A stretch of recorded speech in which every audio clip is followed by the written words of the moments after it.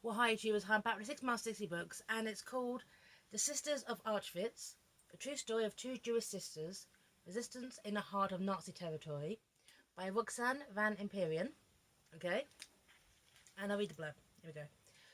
It is 1940 and the final solution is about to begin. The Nazis have occupied the Netherlands, but resistance is growing, and two Jewish sisters, Jana and Leon, are risking their lives to save those being hunted through their clandestine safe house, the High Nest.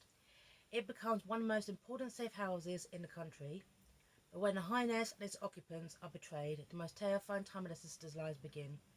It is the beginning of the end. With Germany defeat in sight, Janet and Leon are put on the last train to Auschwitz, along with Anne Frank and her family.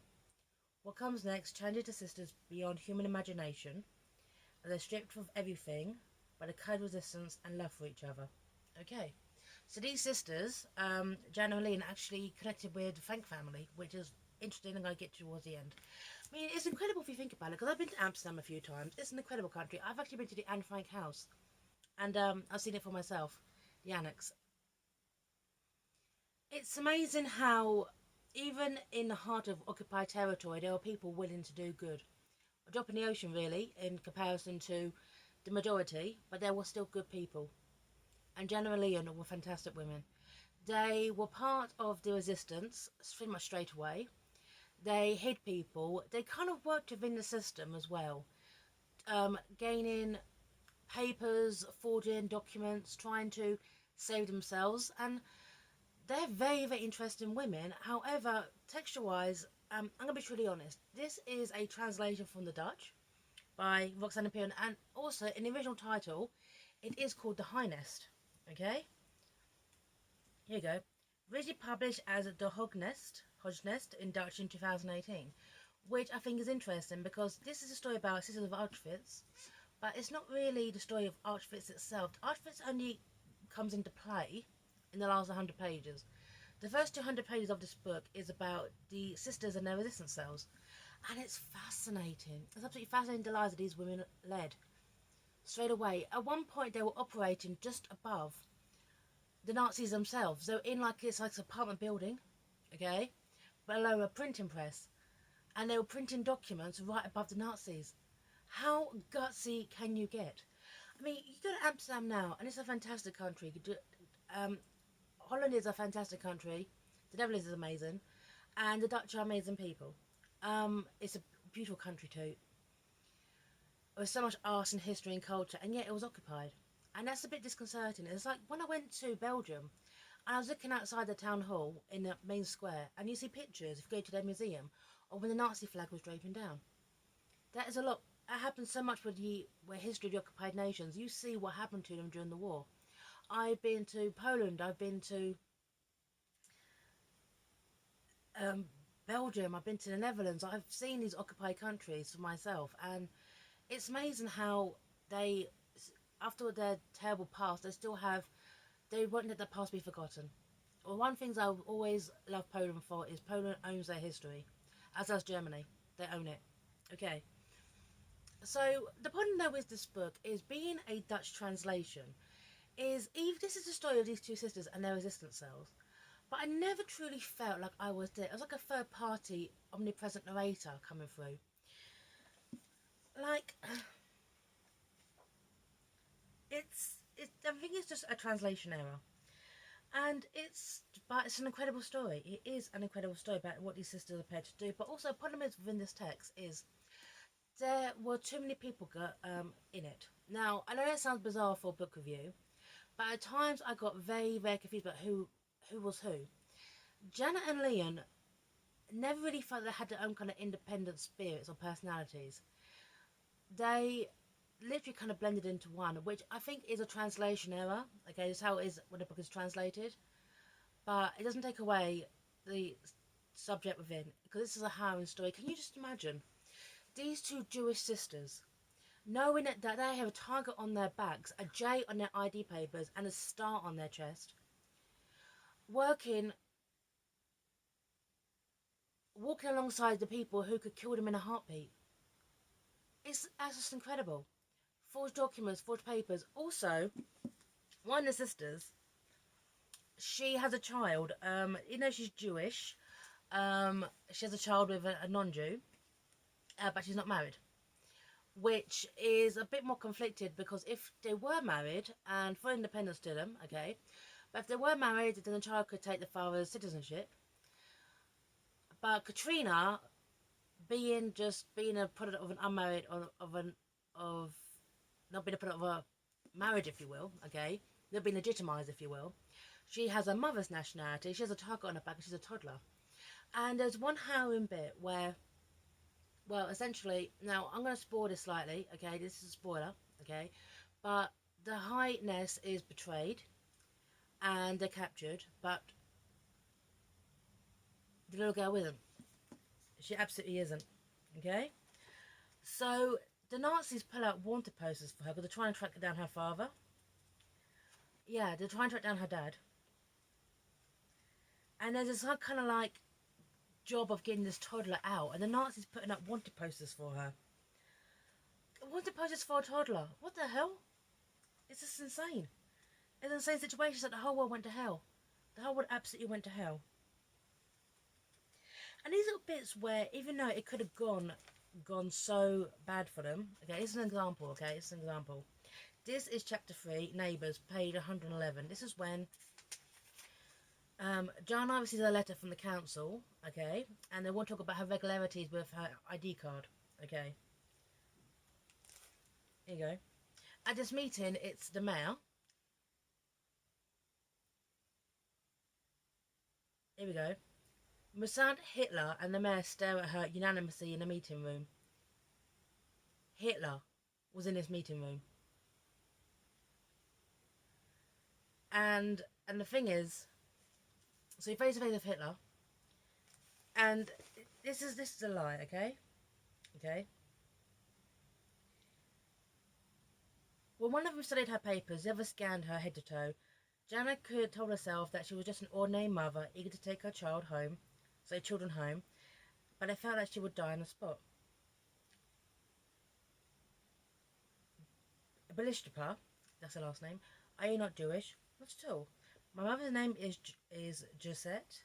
Josette, she's not Jewish.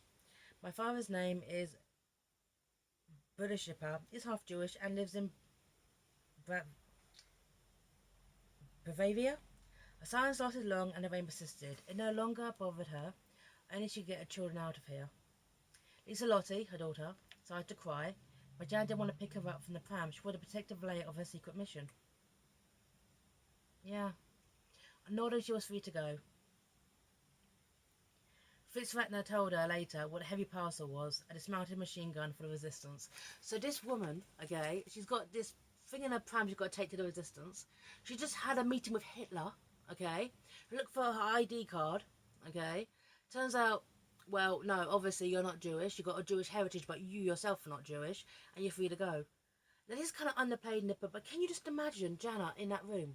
How terrifying that must have been. You literally look in the eyes of Hitler, and just the thing is though, this book doesn't even talk about the fact that Hitler's in the room.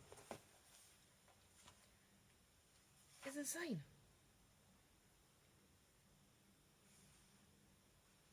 It's absolutely insane. I know, just the levels of they had to go to smuggle weapons, smuggle food, smuggle documentation. It's just an incredible story, and yet sadly, because this is in the blurb, they are betrayed. They are betrayed and they are sent. Apart from the baby, Katrina, she manages to escape, and then they're sent to Auschwitz. Now I've been to Auschwitz myself. I've walked Auschwitz. It's actually today, 27th is today. 75 years ago today was the liberation of Auschwitz. Today, 75 years ago today. You go there and the history is on every walls. It's what happened there, what happened in all the camps, was one of the most appalling, disgusting, degrading aspects of humanity. And as I said before at the start of this review, I will give Poland its dues. They will never be forgotten. Okay? And the same with Germany. Germany also owns their history. Okay? In Auschwitz,